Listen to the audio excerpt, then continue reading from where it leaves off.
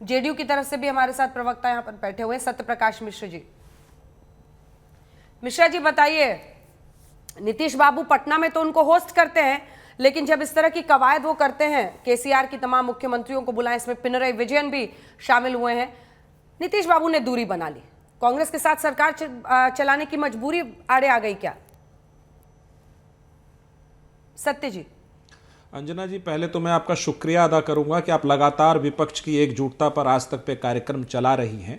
आज एक बड़ी रैली हुई है। देखिए, विपक्ष की सभी पार्टियां इस बात पर तो सहमत हैं कि वो भाजपा के खिलाफ हैं।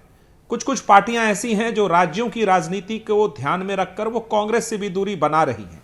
लेकिन जब 2024 का चुनाव आएगा, और भी माने ने कहा है, जो टीआरएस के प्रवक्ता हैं, कि अभी 1.5 साल है, तो बिना कांग्रेस के एक तरफ कोई बड़ा विपक्ष नहीं बन सकता, जिस तरह भाजपा के साथ जो सहयोगी पार्टियां हैं उनका विपक्ष नहीं बनता या उनका सत्ता पक्ष नहीं बनता। इस पर सभी पार्टियों में आंतरिक और बाहरी राय समान है। कुछ पार्टियों ने कांग्रेस से दूरी बनाई है उनकी राज्य की, जैसे केजरीवाल जी पंजाब में कांग्रेस को हरा करके वहां सत्ता पर काबिज हुए हैं। टीआरएस की स्थिति भी तेलंगाना में करीब करीब वही है, और ममता बनर्जी जी की स्थिति वही है, लेकिन उन्होंने कांग्रेस के खिलाफ कोई बात नहीं कही है।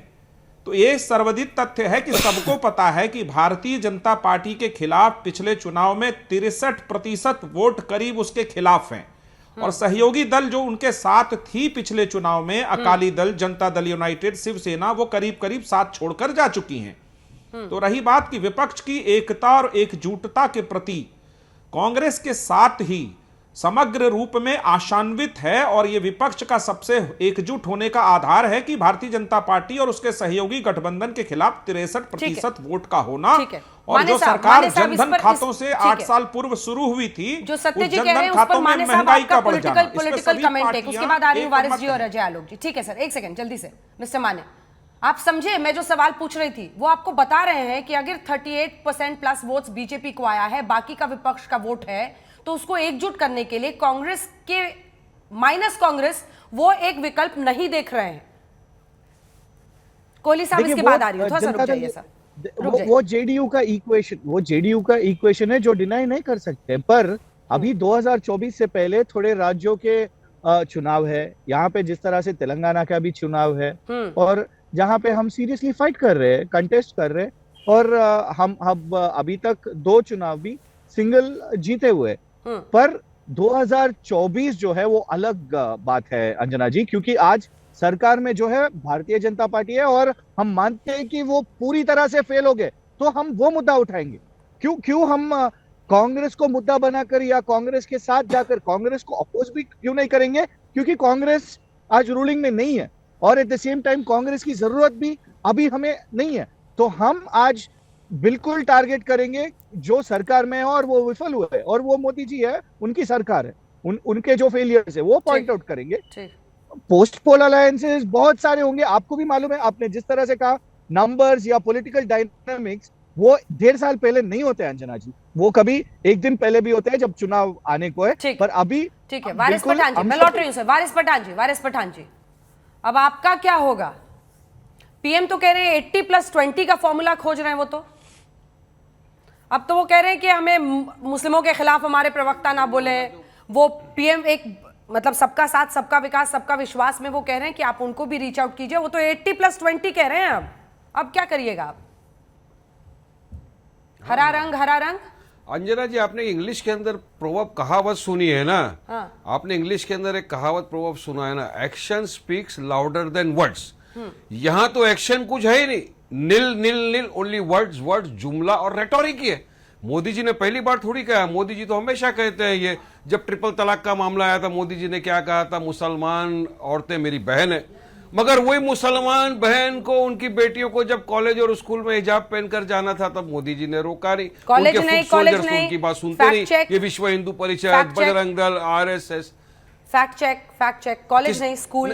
क्या फैक्ट चेक बताइए? स्कूल को लेकर इशू था वारिस पठान साहब। अरे कॉलेज के अंदर भी रोका गया है अंजना जी। अरे स्कूल यूनिफॉर्म, अच्छा क्यों रोका? चलिए बताइए। मोदी जी ने कहा था ना मेरी बहन है, तो उनकी बहन जानिए। दावा ठोकते रहते हैं एक से एक कम्युनल बयान दे के, अब क्या कीजिएगा? नहीं, अब तो उनको मोदी जी को बोलना पड़ेगा ना। अभी मोदी जी ने कहा कि फिल्म के बारे में भी नहीं बोलो। नरोत्तम मिश्रा का क्या करेंगे अभी, चलिए बताइए। वो तो बीजेपी के मिनिस्टर है वहां के, यूपी के, उन्होंने तो बॉयकॉट का ऐलान करा दिया था। अब उनके बारे में क्या एक्शन लिया जाएगा? इसीलिए बोलता हूं action speaks louder than word, लेकिन यहाँ पे कोई सिर्फ वर्ड ही वर्ड है। बात नंबर 2, मुसलमानों की इतनी फिक्र थी मोदी जी को, उन्होंने 15 अगस्त 2022 के दिन लाल किला से कहा सिंगल एजेंडा मुसलमान नारी सम्मान। अब मुसलमान 20% उसके बारे में हरा क्यों रंग नहीं मिलते? एक सेकंड बिल्किस आवाज बानो भी नीचे मुसलमान है। 20% हरा रंग, आपका एजेंडा क्लियर रहता है, सिर्फ मुस्लिम इश्यूज पर आपका, आपके अध्यक्ष का बोलना। लेकिन विपक्ष में से कोई पार्टी आपको चिमटे से भी नहीं छूना चाहती है। किसने बोला हम सिर्फ मुस्लिम हैं? आपको चिमटे से भी कोई नहीं छूना चाहता है। अरे हमको देखिए किसी की जरूरत नहीं है। अरे हम देखिए अंजना जी, हमको पता है हम बीजेपी को हरा सकते हैं। हमारा टारगेट ये है कि हमको किसी भी हाल में बीजेपी को हराना है। हमने पहले भी कहा कि जो चाहता है बीजेपी को हराना, आइए हमारे साथ कंधे से कंधा मिलाकर लड़ेंगे, हराएंगे। हमने एग्जाम्पल भी सेट किया है। पिछला जो चुनाव हुआ है 2019 का महाराष्ट्र के अंदर, एक सीट पे लड़े औरंगाबाद में। अरे आप आएंगे, जहां जाते हैं बीजेपी का फायदा कर देते हैं। कैलेंडर बदली हो गया, आना पड़ेगा। जहां जाते हैं बीजेपी का ही आपने फायदा गाना करते सुना ना, आना ही पड़ा सजना जाली में दिल की लगी। ये तो कांग्रेस बोलता है ना, इनको तो अपने अंदर समझ में आता ही नहीं है, अपने अंदर झांकते ही नहीं है ये लोग। गुजरात में हम सिर्फ 13 सीट पे लड़े थे अंजना जी, ओनली 13। ये लड़े थे सबके ऊपर। क्यों नहीं हराया बीजेपी को? चलो बताइए। क्योंकि आपको बीजेपी को हराना नहीं था, आपको स्टेट वाइड नैरेटिव बिल्ड करना था।